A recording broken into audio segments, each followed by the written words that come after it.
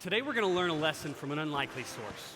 No, I'm not talking about the penguins here. I'm actually talking about Morgan Freeman. The emperor penguin is technically It's actually my study and passion one that to makes his home in understand the sea. how we communicate with one another. So if you're And what is wondering it what he's doing about up here on the the way ice, technology well, has infiltrated part of every our part story. of our lives to Each year, understand at around the that it's same actually time, he will impacting us leave the in comfort of his drastic ocean ways. home and embark on a And one of the remarkable easiest ways that I journey. can describe for you what's will taking travel a place in great today's distance. world is that it's a though lot he like is a bird, trying to he communicate won't fly. while watching Though he penguins lives in in the Morgan sea, Freeman. he won't swim.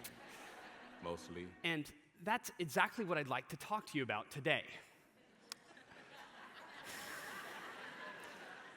Unfortunately, I just tried to talk over Morgan Freeman. And if there's one rule in all of communication, it's never talk over Morgan Freeman. But the truth of the matter is, that's just the tip of the iceberg in terms of what I'm competing against right now for my audience's attention. From the text that you just got from the other speaker, there's no M&Ms in their green room, to the phone call that came in from the client, tell me if that isn't familiar, to the hundreds of different emails that are coming at you right at this very moment.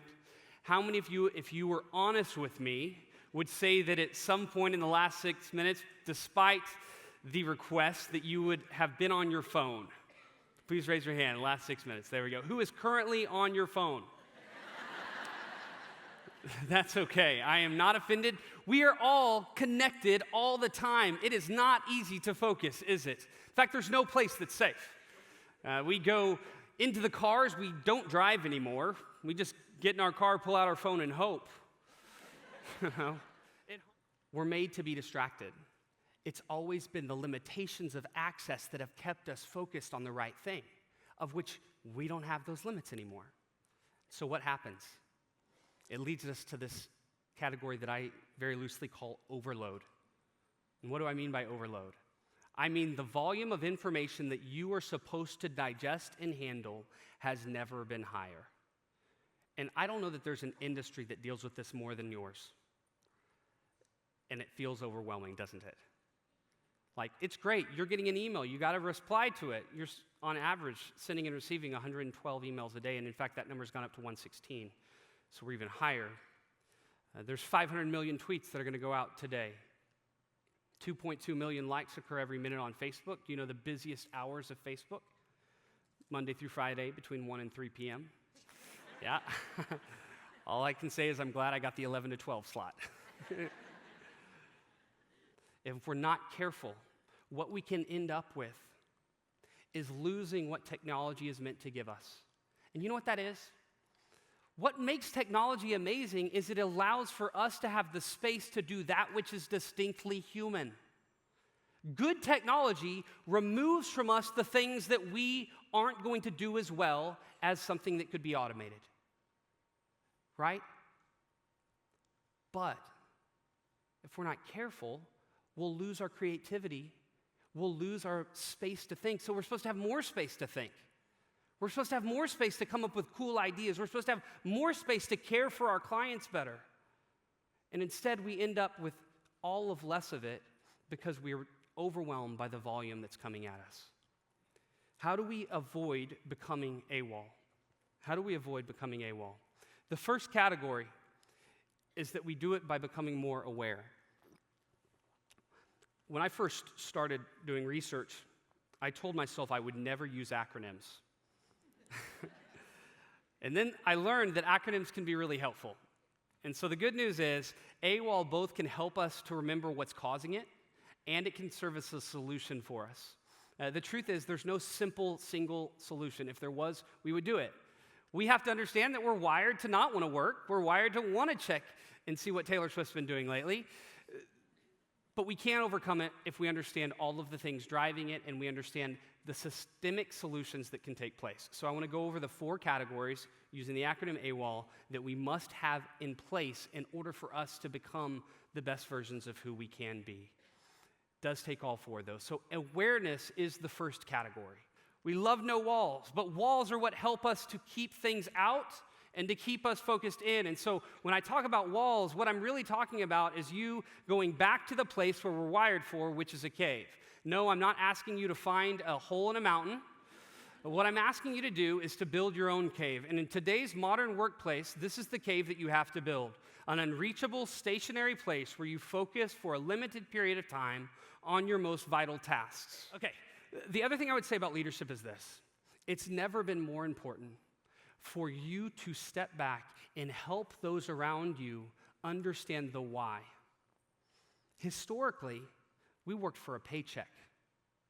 Historically, we knew why what we were doing mattered. The number of steps between us and the impact was fewer. How often do we now look up and we think, what did I even do? Why does it even matter?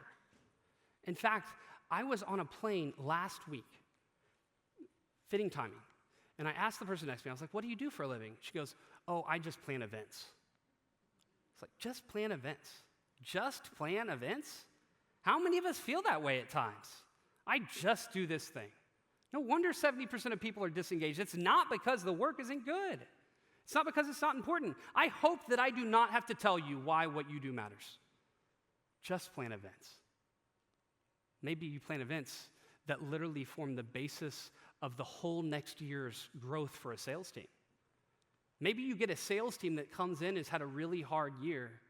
They've been discouraged. They feel like they don't have the tools they need. They're at odds with their boss, and they have 2 days away from all of the noise. And it's in those 2 days that they are given the tools that they need. They're re-encouraged. And now they're not just better at work, but they're better at home. They're better with their family. They're better in every aspect of their life. There are very few places in the world that we go to, that we gather to be changed. I don't know another one. Events are the single thing. The purpose is change. And you're the reasons it happens. And I can tell you as someone that speaks that your work determines how effectively the small pieces that we play are. If you're at a hotel, when I'm at a hotel that gives us great service, my second home, it changes how well I invest and hang out with my kids the next day when I get home. I don't know another industry that can claim to have such an impact.